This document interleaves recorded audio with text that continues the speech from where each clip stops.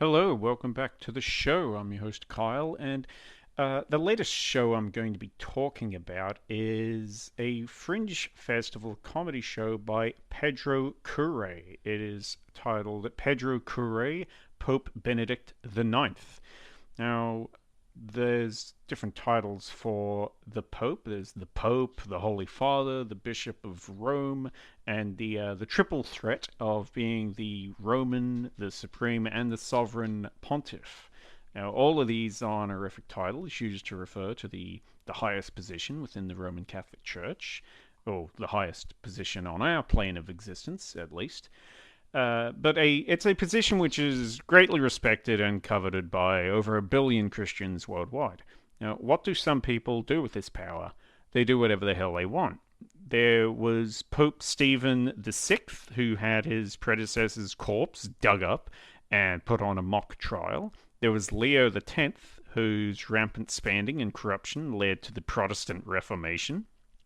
And there was Pope Sergius III, whose time in the throne was marked by violence and scheming as he sought to reinforce his position. So you would need to be one goddamn bad pope for your reign to be considered a particularly low time for the church. So let me introduce you to Pope Benedict the Ninth, an 18-year-old vapid, foolish, and conniving gay party boy who simply inherited the title of most powerful man in Europe. Not once, not twice, but 3 times. Bringing us the story so insane that it has to be true is Pedro Cooray, who is an actor, comedian, and improviser, and a regular cast member of the Channel 10 hit show Thank God You're Here. He can also be seen as a key player in the award-nominated Sooth Players improv comedy troupe. And for his first solo show, Pedro takes us on a hilariously ridiculous history lesson featuring sketch comedy, storytelling, and a fantastic musical number. Pope Benedict IX might be, quote unquote, God's favorite boyfriend, but he's a pope the church would really prefer to forget about. Pedro Couray's skills, as we've seen so far, are in improvisation. However, Pope Benedict IX is a much more refined and scripted affair. He still does show his ability whenever something unexpected pops up, managing to stay in character and think on the fly. But the show is a cataclysmic and hysterical melding of church dogma, pop culture, and even Pedro Couray's fondness for Japanese role-playing games. It's brilliantly satirical and a hell of a lot more informative than one might expect. But as Pedro reminds us often throughout the show, this really happened. Just Google it. There are still plenty of gags, and neither the show or Pedro take themselves too seriously. They're not so staunch on being historically accurate. It is quite obviously a lot of it is quite obviously a joke, just based on an insanely true story. It mixes papal historics told through contemporary means, so the already outrageous story is ramped up to 11. There's, as I said, comedy skits. There's perverted confessionals. There's phone calls and meetings with other cleric hopefuls. There's also PowerPoint presentations of why we love Benedict the Ninth, but also why we hate him.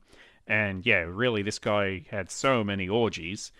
There's even roleplay scenes with the audience, where the audience are given scripts, and 2 lucky audience members will help solve or perhaps worsen the Holy Father's relationship woes. At one point, Pedro breaks character within the show to explain the ins and outs of popey politics, and he does it so in a way that anyone can understand it, with board game metaphors and roadside witches' hats, managing to get some of the biggest laughs of the night, even when delivering an exposition dump. It's really something deserving of credit just in itself.